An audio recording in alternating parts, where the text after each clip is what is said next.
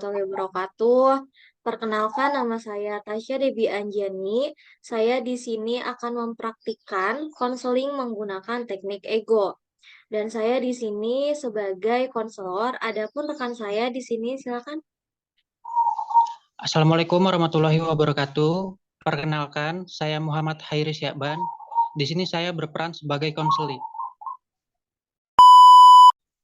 Sebelumnya udah pernah melakukan konseling belum? Belum, Belum. Ini saya manggilnya Mas siapa ya? Hairi aja Mbak. Mas Hoiri. Oke, Mas Hoiri berarti belum pernah melakukan konseling ya? Iya, Oke, di sini saya akan menjelaskan sebenarnya konseling itu apa sih biar Masnya juga tahu ya. Jadi konseling itu adalah penyuluhan atau proses pemberian bantuan yang dilakukan oleh seseorang ahli kepada individu yang mengalami sesuatu masalah yang bermuara pada teratasinya masalah yang dihadapi klien. Nah, jadi di sini saya sebagai konselor dan Mas Hoiri itu sebagai klien. Adapun asas-asas yang harus dilaksanakan nih Mas dalam konseling yaitu asas kerahasiaan. Nah, apa sih sebenarnya asas kerahasiaan itu? Nah, asas kerahasiaan itu menuntun dirahasiakannya segenap data atau keterangan Mas Hoiri yang menjadi sasaran layanan, yaitu data atau keterangan yang tidak boleh dan tidak layak diketahui orang lain. Nah, jadi asas kerahasiaan ini hanya Emas dan saya yang tahu. Jadi kalau misalkan Emas mau cerita, ceritain aja semuanya, jangan ditutup-tutupin biar nanti proses konselingnya berjalan dengan lancar. Kayak gitu. oke. Oke, langsung cerita aja. Kira-kira kenapa nih Mas Hoir itu mau datang ke konselor tuh kenapa? Jadi alasan saya datang ke sini atau lebih tepatnya ke Mbak bicara langsung begini tuh karena saya punya masalah nih Mbak, masalah sama kedisiplinan diri gitu. Jadi tuh saya sering banget buat rencana entah mau belajar, mau olahraga gitu, tapi ujung-ujungnya malah nggak jadi gitu Mbak. Karena masalah kedisiplinan itu tadi. Itu kira-kira Mbak punya masukan apa ya Mbak?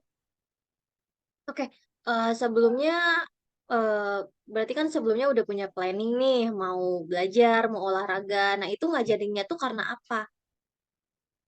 Banyak sih Mbak alasannya entah karena ketabrak sama rencana lain atau karena males atau alasan lainnya gitu Mbak. Macam-macam alasannya.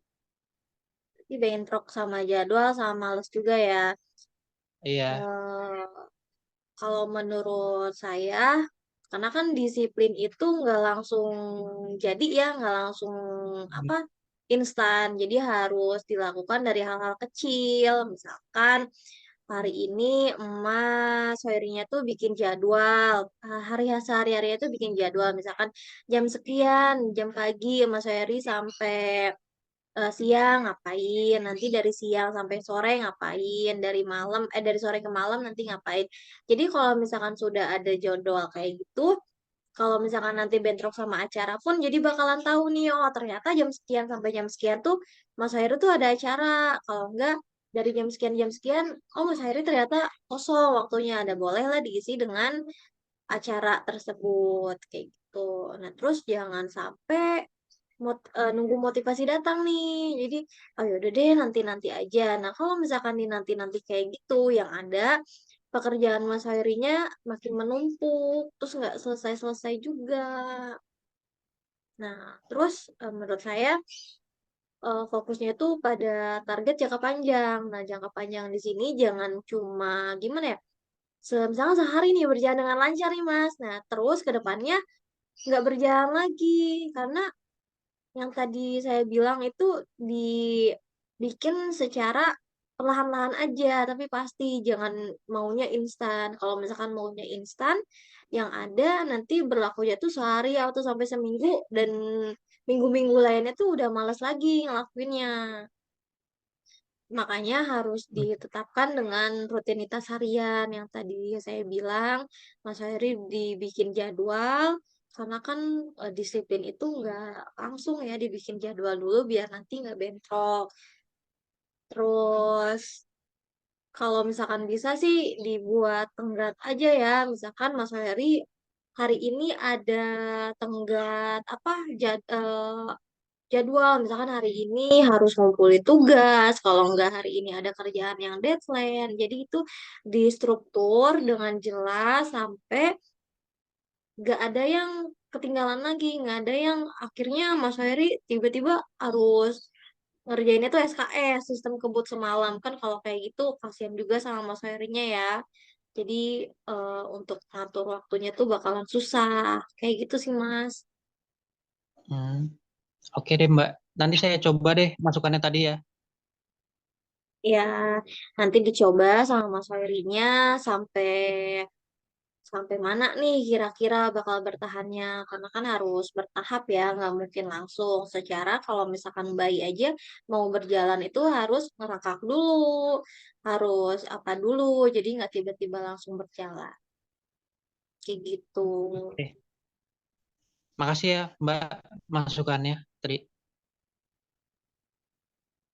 Ya, sama-sama Mas Ferry. Mudah-mudahan dengan selesai konseling ini, kedisiplinan Mas Ferry itu jauh lebih baik. Terus juga sehari-harinya jauh lebih terstruktur ya. Amin. Oke, Mas Ferry, karena satu dan lain hal dan juga terbatasnya waktu, mungkin untuk konseling kali ini saya akhiri. Kalau misalkan Mas Ferry mau konseling lagi, nanti bisa datang lagi aja ya. Oke, baik Mas Heri, makasih banyak sudah menyempatkan waktu dan sudah memberanikan diri untuk datang ke konselor. Untuk pertemuan sekarang saya akhiri dulu ya Mas Heri. Assalamualaikum warahmatullahi wabarakatuh. Waalaikumsalam warahmatullahi wabarakatuh.